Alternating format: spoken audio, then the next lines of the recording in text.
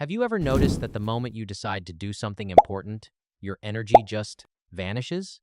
Why is it that when it's time to pray or study, even staring at a plain, white wall feels more exciting than doing the work? Science calls this perfectionism. But the truth is much scarier. You aren't just being lazy. Your mind is actually being hacked. Think of it this way. The devil isn't a monster with horns. He is like a high-tech hacker for your brain. He quietly shuts down the 7 layers of your soul's defense, one by one, without you even knowing it. Are you 100% sure the thoughts in your head right now are actually yours? Let's start at level 1, where it all begins with a simple theft.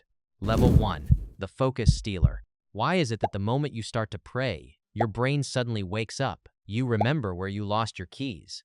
You think about a work task or an old argument. Is this a coincidence? No. Think of prayer as a connection to God. The hacker knows he can't stop you from standing on the rug, so he throws noise into your mind. He wants your body to be in the room, but your heart to be in the market. He turns your prayer into an empty habit. Ask yourself, why do your best worldly ideas only come to you during prayer?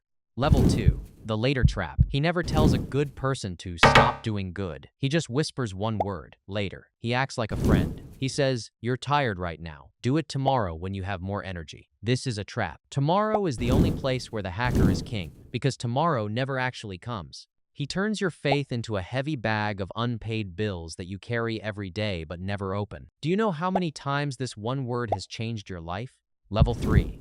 Changing the names. In this stage, he rewrites your rules. Doing something wrong doesn't look like a sin anymore. It looks like a choice. He changes the labels. Lying becomes being smart. Talking behind someone's back becomes just venting. And bad habits become freedom. Imagine a room that smells terrible. After 10 minutes, you don't smell it anymore. Your nose just went numb. This is how he works on your soul. He turns up the darkness so slowly that you don't even notice you're drowning. Have you noticed that things that used to make you feel guilty now feel completely normal? Level 4. The black hole. This is the edge of the cliff. After he makes you feel okay with making mistakes, he stops being your friend and becomes a judge. He whispers, you're a fake. God is tired of your excuses. Why even try to go back? He isn't afraid of your mistakes. He is terrified of the reset button, which is real regret and coming back to God. He knows one tear of real sadness can delete years of his hacking. So, he tries to convince you the door is locked forever. Be honest. How many times have you given up on being a better person because you felt too far gone?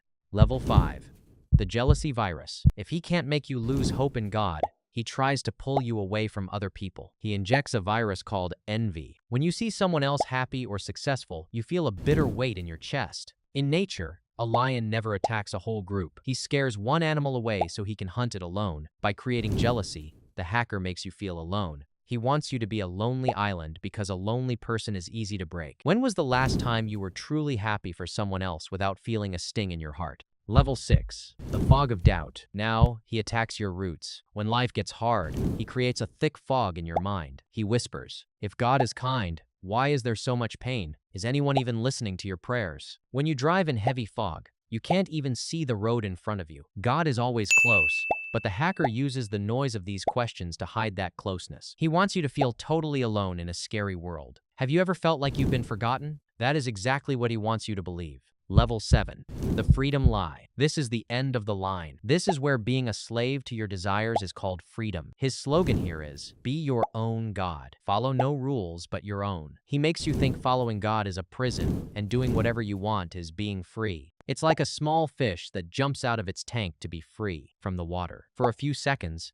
it feels like it's flying, but moments later, it realizes the water it hated was the only thing keeping it alive. Is freedom breaking every rule? Or staying in the safe place you were created for? His plan is clever, but there is one thing that breaks his entire system: the return.